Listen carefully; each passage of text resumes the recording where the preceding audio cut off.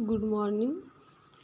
हम हमारा 5th chapter emotions देख रहे थे। अभी उसकी एक्सरसाइजेस देखते हैं। तो चलते हैं फर्स्ट क्वेश्चन की तरफ।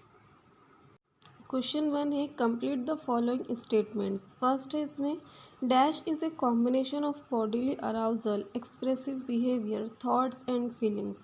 हमने देखा था बुक में कि जो हमारे थॉट्स एंड फीलिंग्स है, फिर बॉडीली अराउजल है, और जो हमारा रिस्पॉन्स आता है एक्सप्रेसिव बिहेवियर, ये सब भी मिला के इमोशंस बनाते हैं। ये इमोशंस है, तो आपका आंसर आएगा इमोशंस।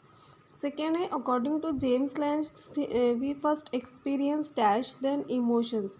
तो जेम्स लैंज की थ्योरी के मुताबिक हम पहले फिज़िकल अराउजल फील करते हैं, पहले फिज़िकल अराउजल आते हैं, देन हम इमोशन फील करते हैं। तो इसलिए इसका आंसर फिज़िकल अराउजल होगा। Third one emotion is used as dash to other controls, weapon, measure, opportunity. तो दूसरों को कंट्रोल करने के लिए लोग emotions as a weapon use करते हैं। फोर्थ वन है when you allow another person to exploit you, you are a victim dash abuse. देखिए, जब आप किसी को अलाउ करते हैं कि वो आपको एब्यूज़ करे, अलाउ करते हैं मतलब आप रेजिस्ट नहीं करते हैं, आप उसके ख़िलाफ़ आवाज़ नहीं उठाते हैं, आप कोई रिएक्शन नहीं, रिस्पॉन्स नहीं करते हैं, मतलब ठीक है, कोई आपके साथ में आप जुल्म खामोशी से बर्दाश्त करते हैं, कोई आपको एब्यूज़ कर रहा है, कोई आपका गलत इस्तेमाल कर रहा है, तो व्हाट इट इज़, तो फिज़िकल अब्यूज़, इमोशनल अब्यूज़ और social abuse, this is emotional abuse. तो answer will be emotional. Fifth one है exercising releases endorphins which makes you feel good as a stress buster. आपके options में endorphin, thyroxine और insulin है। तो जब हम एक्सरसाइज करते हैं तो हमारी बॉडी से, हमारे ब्रेन से जो न्यूरोट्रांसमीटर है एंडोर्फिन रिलीज़ होते हैं, जिसकी वजह से हमको खुशी महसूस होती है, हमको अच्छा लगता है और हमारा स्ट्रेस कम होता है। Answer will B endorphin. Second question देखते हैं। Identify the odd items from the following and right a suitable reason for your choice. इसमें फर्स्ट है admiration, disgust, acceptance, trust. Admiration, आप किसी की तारीफ़ करते हैं, किसी की खूबी बयान करते हैं, तो ये एडमिरेशन हो गया। डिसगस्ट, नफ़रत करना, और एक्सेप्टेंस, किसी को कबूल करना, और ट्रस्ट, भरोसा करना, एतमाद करना। तो हम देख रहे हैं कि किसी की तारीफ़ करना, किसी को कबूल करना, किसी को अपनाना और किसी पे भरोसा करना, ये सारे ही पॉजिटिव इमोशंस हैं। जबकि डिसगस्ट यानी नफ़रत करना, नफ़रत दिलाना, कराहियत का एहसास करना, ये एक निगेटिव इमोशन है जो हार्मफुल होता है। तो आप आंसर में ऐसे भी लिख सकते हो, पहले आप वहाँ ऊपर डिसगस्ट लिखिए, क्योंकि वहाँ पे उन्होंने पूछा आइडेंटिफाई द ऑड आइटम, तो आप ऊपर पहले डिसगस्ट लिखिए, फिर नीचे लिखिए कि remaining 3 hours, remaining 3 admiration, acceptance, trust are positive emotions. और आप डिसगस्ट के बारे में लिख सकते हैं कि ये निगेटिव इमोशन है, या जिस तरह से मैंने ये लिखा है पूरे एक्सप्लेनेशन के साथ आप वैसे भी लिख सकते हैं। और जैसे मैंने ये डिसगस्ट को बोल्ड किया है, आप उसको अंडरलाइन कीजिए, या फिर आप उसको इन्वर्टेड कॉमा में डालिए, अलग कलर की पेन से लिखिए, लास्ट में लिखिए, आप उसको ऐसे आइडेंटिफाई करके आपको दिखाना है कि हाँ ये ऑड आइटम है। सेकेंड है किकिंग, इग्नोरिंग, शोविंग, स्क्रीमिंग। किसी को मारना या इग्नोर करना या फिर धक्का देना, शोविंग यानी, और स्क्रीमिंग चिल्लाना ज़ोर से और बुरा भला कहना। हम देख रहे हैं कि किकिंग है, शोविंग है, स्क्रीमिंग है, यानी किसी को धक्का देना है, किसी को चिल्लाना या किसी को मारना, ये सारी चीज़ें, इसका आपको कुछ एग्जिस्टेंस दिख रहा है, फिज़िकल ट्रिगर्स है इसका। जबकि जो इग्नोरिंग है ये पैसिव एब्यूज़ है, आप इसको देख नहीं पाते हैं लेकिन आप इसको समझ पाते हैं।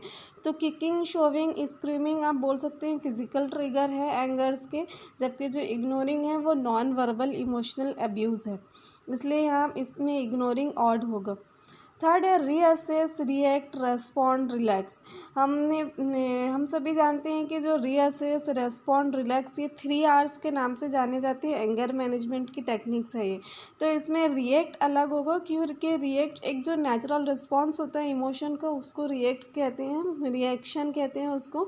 जबकि रीअसेस, रेस्पॉन्ड और रिलैक्स ये तीनों एंगर मैनेजमेंट की टेक्निक है, इसलिए इसमें से रिएक्ट अलग आएगा। फोर्थ वन है meditation, social work, compassion, engage in hobbies. फिर से मेडिटेशन, सोशल वर्क और engage in hobbies anger management की टेक्निक्स हैं।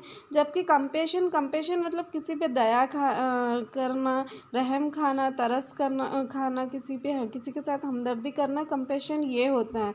तो कंपैशन इसमें से अलग है। Meditation, social work, engage in hobbies ये सारी आपकी एंगर मैनेजमेंट की टेक्निक्स हैं। थर्ड क्वेश्चन देख, match the pairs.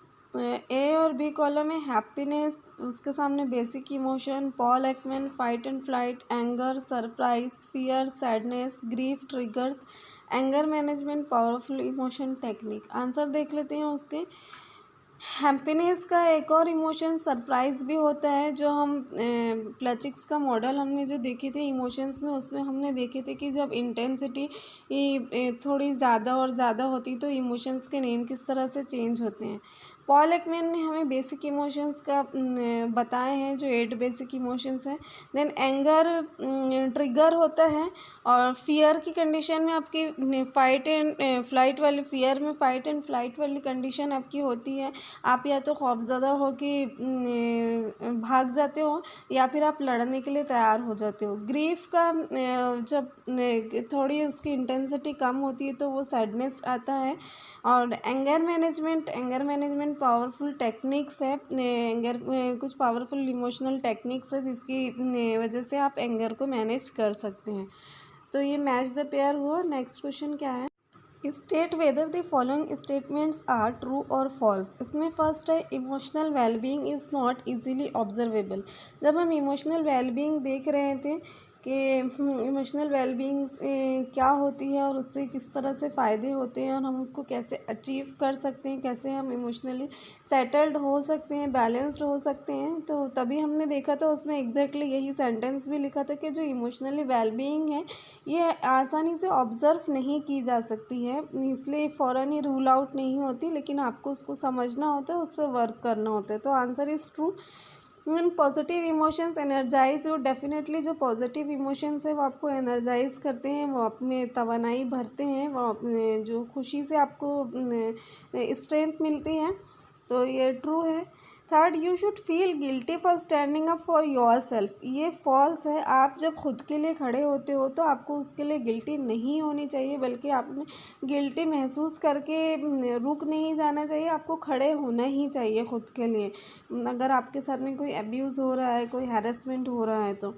Fourth one, anger is a basic negative emotion. Definitely anger एक निगेटिव इमोशन है जो कि बहुत ज़्यादा हार्मफुल और फैटल भी हो सकते हैं। हाँ, कभी कभी ये ज़रूरी भी होता है, लेकिन है बेसिकली ये एक निगेटिव इमोशन है, और जो ज़रूरी भी होता है तो हम निगेटिवली ही उसको इम्प्लाई करते हैं और तभी उससे फ़ायदा होता है, वो कंडीशंस डिफरेंट हैं।